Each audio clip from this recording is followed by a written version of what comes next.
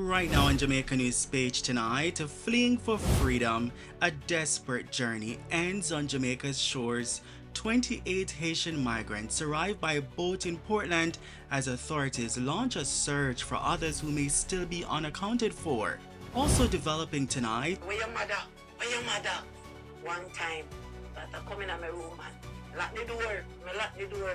When I didn't fire 3 shots through my door, I turn the lock in my door. That I come in.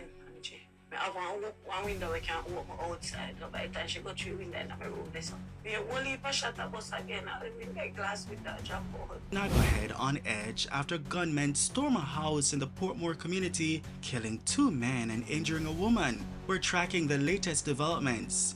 And So here's an individual who seems to be self-motivated or working in collaboration with others over a span of 2 years has set fire to 2 brand new buses on both occasions in crowded areas with the potential for doing not just damage to the bus, but inflicting violence of a very impactful nature. the Jamaica Urban Transit Company JUTC offers a $1 million reward as the search intensifies for this suspected serial bus arsonist accused of setting fire to state-owned buses. We have new surveillance footage of this guy just released by the JUTC.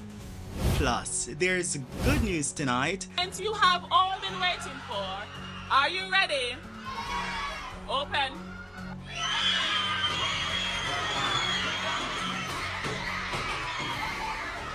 Grade 6 students across Jamaica record improved performances in this year's PEP examinations. We've got lots of good news to share, including the reveal of Jamaica's top performing primary school student. Here's a hint. She comes from a school that was ravaged by Hurricane Melissa. But first, this heartwarming moment. I think him excited like me, coming like on me the paper right now. So we are waiting on the result. Right now for here school. My boy. Go, which school you think you pass? Which school you think you pass? First, second or third choice? Tell the people like the man, what you think? What you predict? Alright, so in father work it up on the phone or hear the result. Drum roll. Start with. A mother and her son anxiously wait to hear which school the youngster has been placed at. Her emotional reaction is now capturing hearts across Jamaica. Welcome back to Jamaica News Page tonight. News that keeps you connected to what's happening across Jamaica, and we're powered by viewers just like you. Please click subscribe and tap the notification bell to stay connected. Thank you for joining us, Jaquan Dixon. Jamaica News Page tonight starts right now.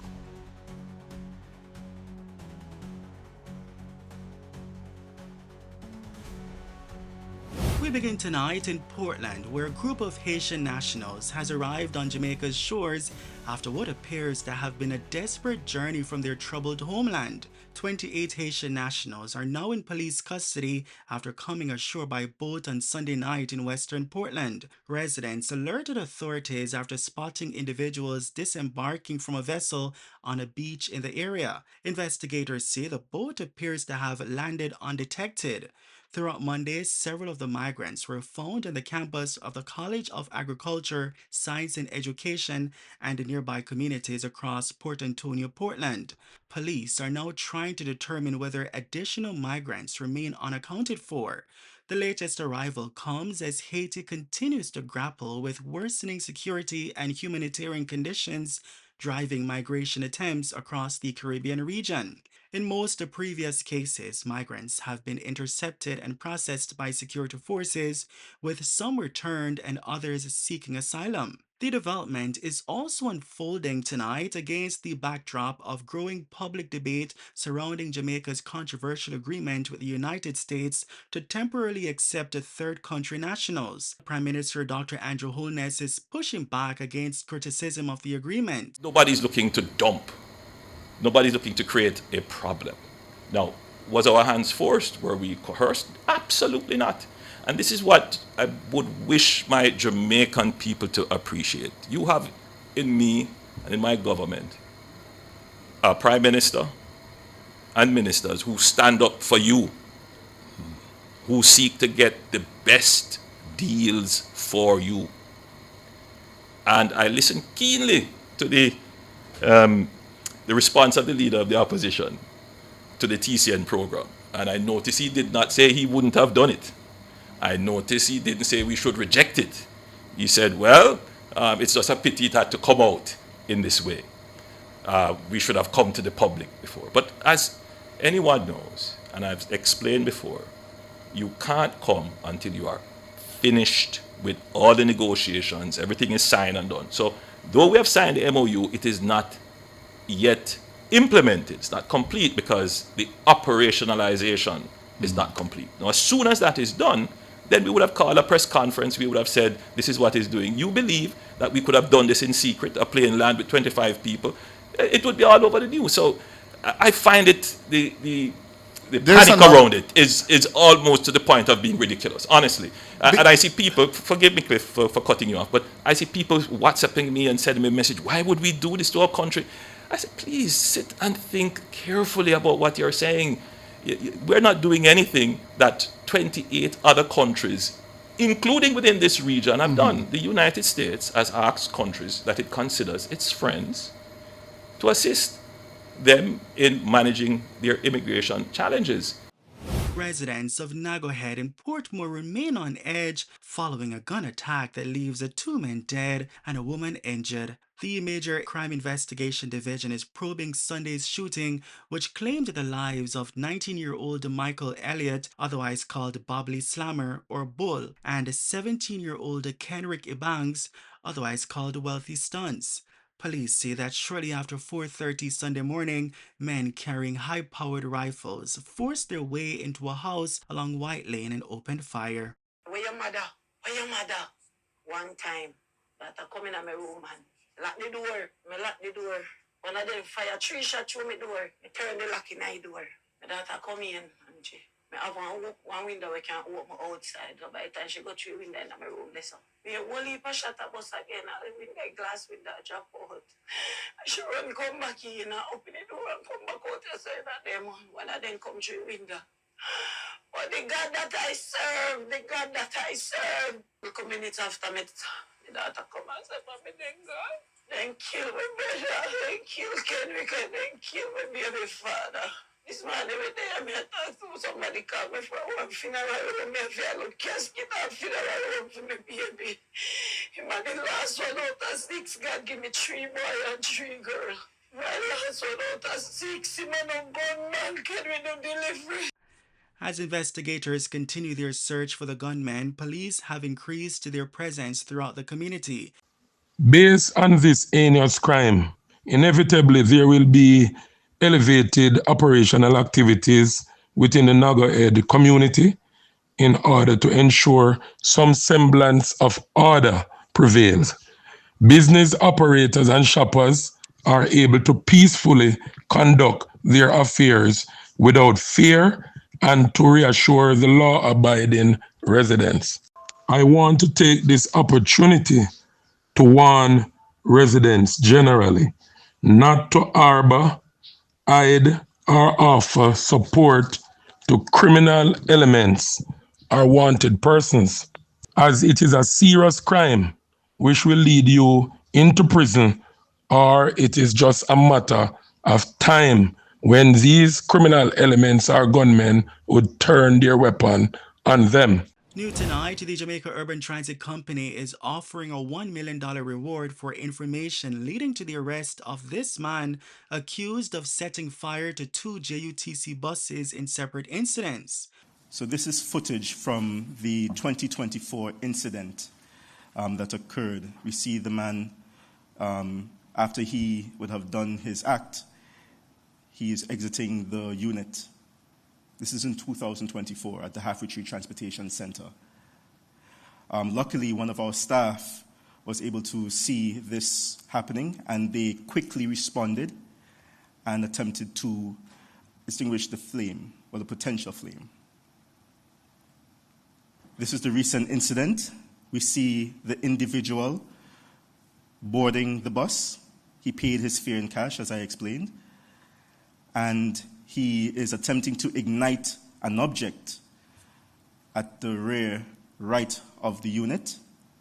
And after he did that, he disembarked. He quickly left the scene.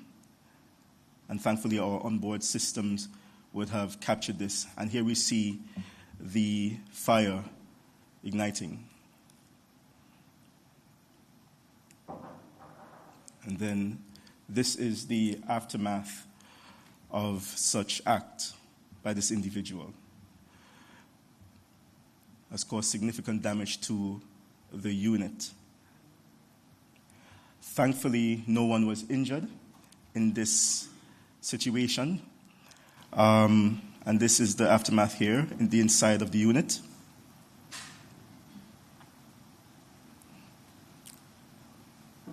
As just a reminder, we're appealing to the public to assist in this ongoing investigation. Just a reminder, you can call Crime Stop at 311. And finally tonight, some good news from the education sector. Grade 6 students across Jamaica are recording improved performances in this year's Primary Exit Profile or PEP examinations. You know, back in my day, I knew it as GSAT, with gains seen in both mathematics and language arts. According to figures released by the Ministry of Education, 72% of students achieved proficiency in language arts this year, up from 69% in 2025. Mathematics also shows improvement, with 69% of students achieving proficiency compared to 63% last year. This year's sitting also marks the first time literacy and numeracy assessments have been included at the grade 6 level. The results show that 79% of students achieved mastery in literacy and reading comprehension, while 75% achieved mastery in numeracy. Meanwhile, the nation's top performing primary school student hails from St. Elizabeth. Meet Jasania Beadle, head girl of Park Mountain Primary and Infant School. She earns the highest national score among primary school students, scoring an impressive 394.2 out of 400 points. Beadle, who hopes to become a doctor or nurse, achieves the feat despite the challenges her school faced following the passage of Hurricane Melissa back in October 2025. Park Mountain Primary was among hundreds of schools affected by the storm. She will now continue her academic journey at the Hampton School in Malvern, St. Elizabeth. Congratulations, Jasania. You know, some put in the work, but think. I put in the work, so if I get, we school have a choice, which is very good. This is me after the prep result. Remember, me didn't tell me some of I put in the work, so I'm not worried. But never see the rest of the work, but only see the last part, I start make up nice. I be first up mobile. Me not business about nobody. Me not business. I will be going to the Bareboat High School. Big up me. I'm Tasha, and this is me before the PEP results. I think that I passed for the Immaculate Conception High School because I know that I put in the work and I tried my best. Alright. This is me after the PEP results, and of course I passed for my first choice, which is the Immaculate Conception High School. I'm Ramesh, and this is me before the PEP results, and I think I'll be going to the St. Mary High School. I think that I have put in a lot of effort. I am excited and nervous at the same time.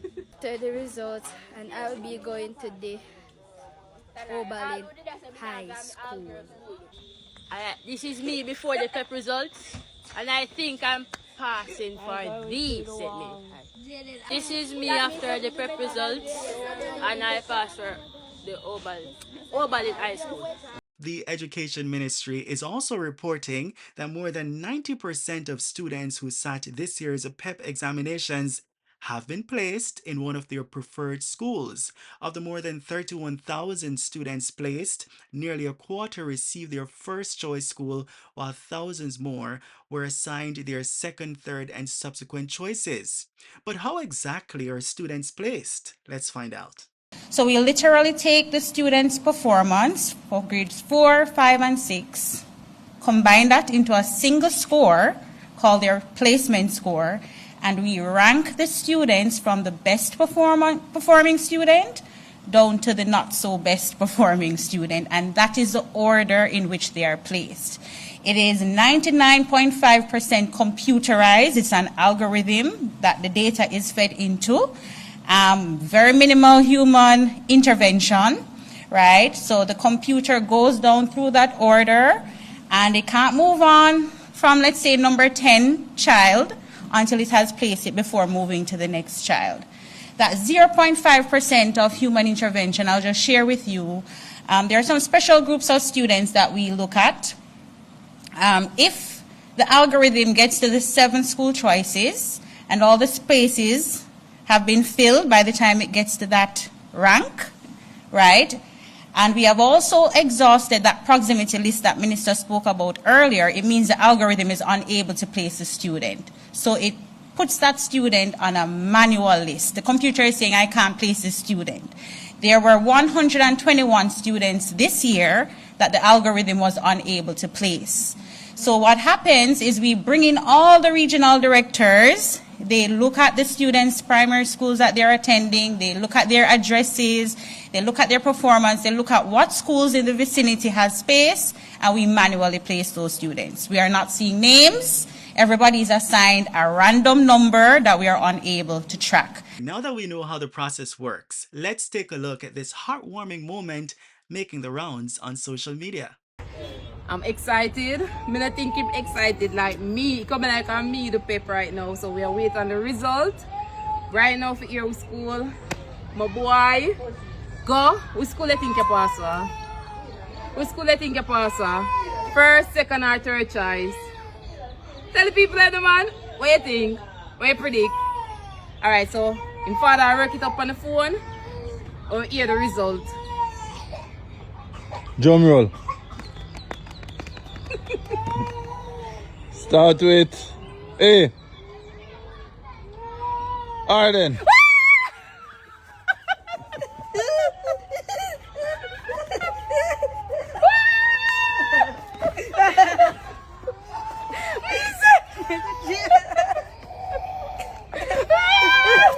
Congratulations, Jaquan, Jasania, and all the students across Jamaica who sat this year's examinations. And of course, a special salute to the parents, guardians, teachers, and supporters who helped to guide them along the way. Well done. And that's the news on Jamaica News Page tonight. News that keeps you connected to what's happening across Jamaica, and we're powered by viewers just like you. Please leave a comment so we can welcome you with a shout out. Thank you for joining us, Jaquan Dixon.